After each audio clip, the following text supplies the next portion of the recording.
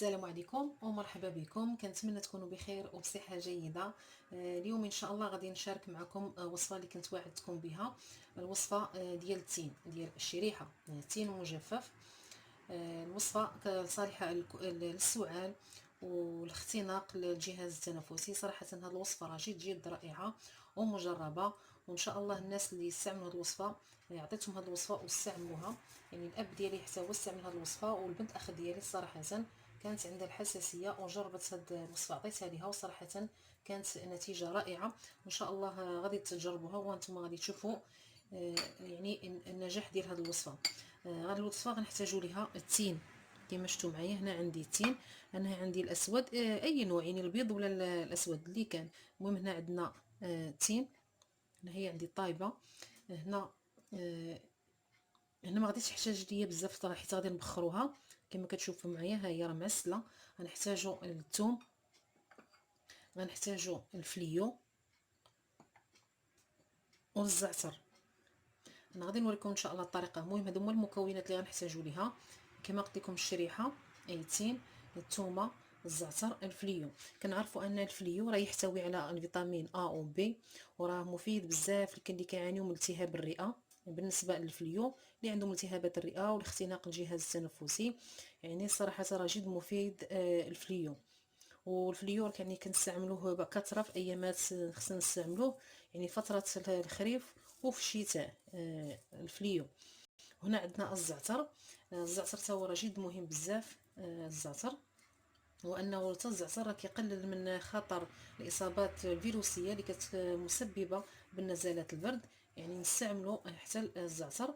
انا ان شاء الله هذه الوصفه راه جد ممتازه، جربوها. ورا الناس بزاف اللي استعملوا هذه الوصفه صراحه، وراه الحمد لله راه تشافاو من الحساسيه والاختناق، كان عندهم اختناق وحتى السعال يعني.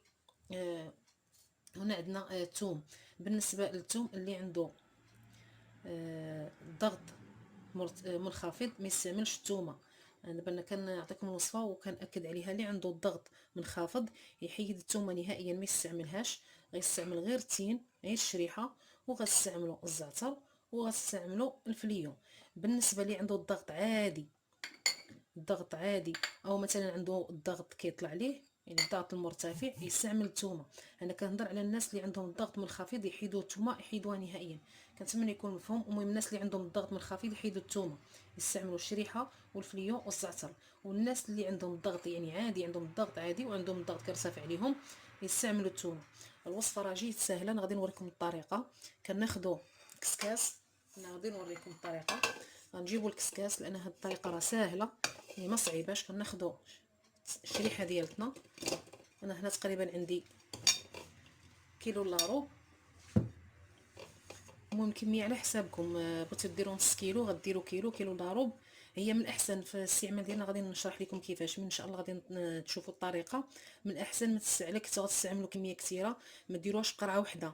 من تستعملوها يعني فرقوها في قريعات باش النفس ما تدخلش ليها النفس وتخسر ليكم. المهم ديروها في قريعات. الا درتوا الكميه قليله ديروها في قرعه واحده، الا كنتوا غتكثروا ديروها في قريعات من الاحسن حتى تكملوا القرعه الاولى عاد دوزوا للثانيه. غنضيفوا هنا الثوم، يعني هذا غادي نوضعوه يتفور. غنوضعوا الزعتر، معلقه كبيره ديال الزعتر غادي نوضعها بحال هكا. غنوضع معلقه ديال الفليو بطبيعه الحال. من بعد ما نقيناه غادي نوضع الفليو صافي، وغادي نوضعها تفور. غادي نغطيها ضروري. المهم غادي نوريكم الطريقه راه جيت سهله. المهم ها كما كتشوفوا معايا راه طريقه سهله. وضعت التين، وضعت الثومه، الزعتر، فليو، معلقه. بالنسبه للناس اللي عندهم الضغط منخفض يحيدوا الثومه بلا ما يديروها، واللي عندهم الضغط عادي يخليو الثومه، واللي عنده مرتفع يخلي الثومه صافي. وغادي نوضعها ضروري ما نغطيوها وغادي نديرها تفور. من بعد ما تفور لينا ان شاء الله غادي نتلاقاو. صافي من بعد ما تفورت لينا الشريحه والثوم والزعتر وفليو تفوروا هانتوما كما كتشوفوا معايا. دابا غادي نطحنها. انا غادي نوريكم كلشي امامكم. ها هي تفورات. دابا غندوز نطحنها.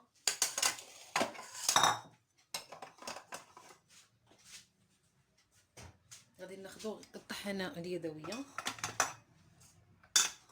وغادي نطحنها.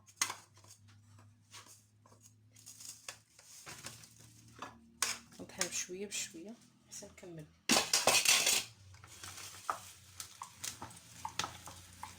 هانتوما كتشوفوا معايا انا كنطحنها قدامكم، كتولي بحال شكل كونفيتور. صراحه هذه باش كيتناولوها حتى الاطفال، راها زوينه. انا غادي نبقى مستمره حتى نكملها بالطحن.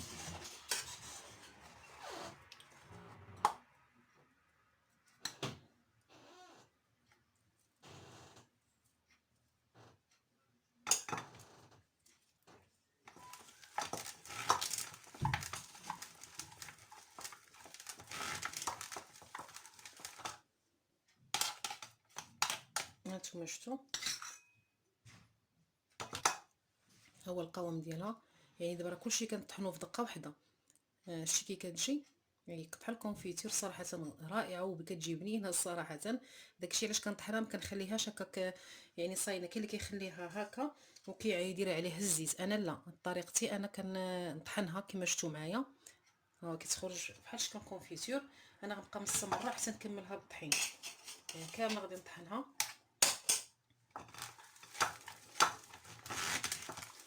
ومن بعد نتلاقى معكم.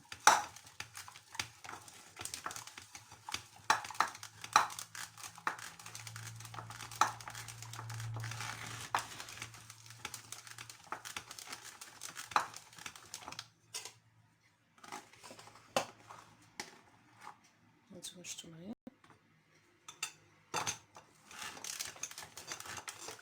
غنبقى مستمره حتى نكمل الكميه اللي عندي كامله بالطحن ونرجع معكم.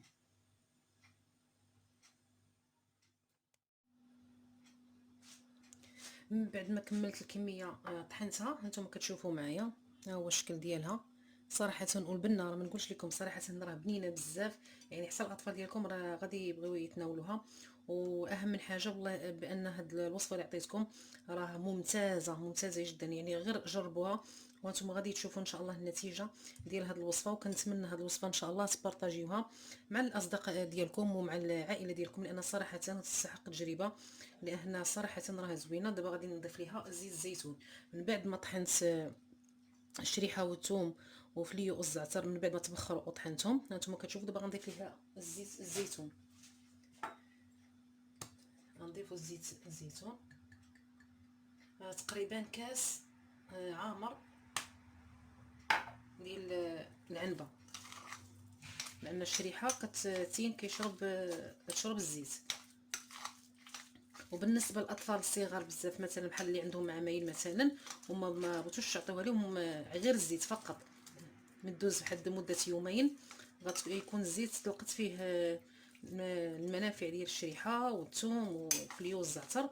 نعطيوهم واخا غير داك الزيت، نعطيوها ليهم واحد معلقه صغيره نعطيوها الاطفال ديالنا بالنسبه للسن اللي عندهم عامين.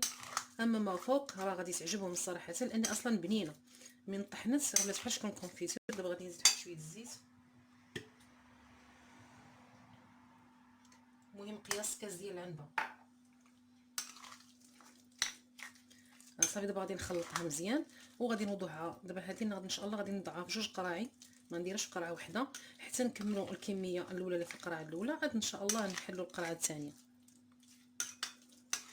ها انتم كما كتشوفوا خلطها مزيان. وصراحه بنينه، انا ذقتها صراحه بنينه واهم حاجه بانها راه صحيه. والله هذه الوصفه اللي عطيتكم ان شاء الله جربوها. الناس اللي كتعاني من السعال ومن الاختناق ومن الناس راه بزاف كنعرفهم كيعانيو من السعال والاختناق ها هي الوصفه ان شاء الله. المهم دابا ان شاء الله الطريقه ديال الاستعمال غادي ناخذوا معلقه قبل ما نفطروا، معلقه في الصباح ومعلقه بالليل. يعني فاش نبغيو نعسو المهم معلقه في الصباح ومعلقه بالليل، 2 معالق في النهار. بالنسبه للاطفال الا ما بغاوش يتناولوها قبل الفطور ماشي مشكل، تيفطروا ودوز واحد نص ساعه ولا تقريبا المهم نص ساعه، ما بين نص ساعه حتى لساعه، وعطيوهم معلقه. هذه هي الوصفه ديال اليوم صراحه غزاله، جربوها نتوما غتشوفوا ان شاء الله النتيجه. وكنتمنى تبارطاجيوها مع الاصدقاء ديالكم ومع العائله ديالكم باش كلشي ان شاء الله يستافد من هذه الوصفه اللي عطيتكم اليوم شاركتها معكم. وما تنساونيش من لي لايك، اللي عجبته الوصفه ما ينسانيش من لي لايك، واللي اول مره يشاهد القناه يشترك في القناه ويفعل الجرس باش يوصلكم كل جديد. وانا ان شاء الله كما وعدتكم اي حاجه ان شاء الله عندي مجربه ضروري ما غنشاركها معكم. وان شاء الله حتى الفيديو جديد. يلا بسلام عليكم، حتى الفيديو جديد باذن الله. يلا مع السلامه.